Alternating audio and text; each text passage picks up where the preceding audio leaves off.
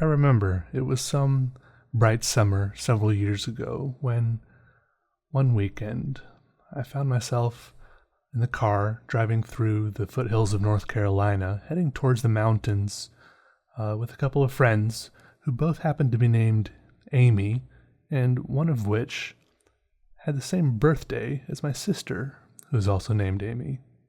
Anyways, we found ourselves driving through this little town called Low Gap, North Carolina.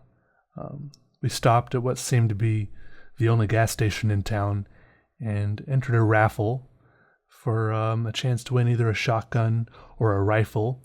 And it only cost $5, so we all kind of went in together on it. However, we could figure out how to split $5. I don't remember that, but we were pretty happy about our chances just because it seemed like such a small town. We figured how many people could possibly be entering this raffle. Anyways, we pulled out of the gas station and drove around a corner to see some lady. I think this was about between 10 and 12 o'clock. We saw a lady in her front yard packing up what seemed to be the remains of a yard sale.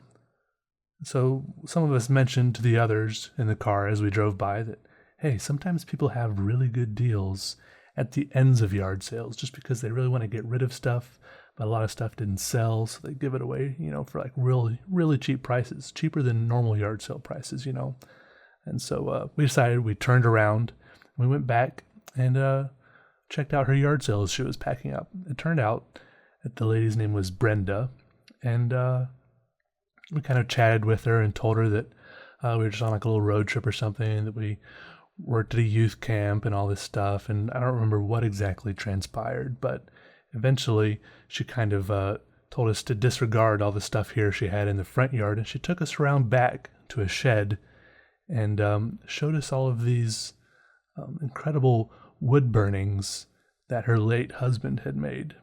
And she probably managed to get down or find about 13 or 14 of these wood burnings, and they're all of these weird random things, like maybe one was an owl, or one was like a clown on a balance board, and another one was a deer, or another one was some weird looking flowers or something. I don't remember, but they were all different things, and he even painted them, and they were really cool. And this is the first time I'd ever really seen wood burnings, so I kind of liked it. Right after that, one of the Amy's dropped a lamp right on that poor lady's shed floor, and it just went everywhere. But that lady was really nice to us, and so she gave us all these wood burnings because we told her that there were other people, other staff working at camp, and we told her that we would give one to each staff and give them her regards. And it was cool. She told us all these stories and stuff. Anyway, so we left, and eventually we got back to camp, and we gave all the staff their different, I guess we looked at all the different designs on the different wood burnings and decided which person should have which wood burning based on, their personality or whatever. I'm not sure, but we just, told them all these wood burnings are from Brenda in Low Gap, we called her. That's all we knew about her, and that her husband had made them. Anyways, so I think it was like a month later, the whole staff was on a road trip in a big van, and we decided to swing back by and introduce her to everyone. And we did. We found her, and her house was in the same place it had been before. Surprise, surprise. And she hugged everyone, and everyone hugged her, and it was awesome. And she was just like a really nice lady, Brenda Low Gap. And I don't know what happened to that wood burning that she gave me, but I had it for several years before I inevitably lost it, like I do with a large number of the things I have owned over the years. Anyways, so that's how I was first introduced to wood burning. Anyways, more about this piece.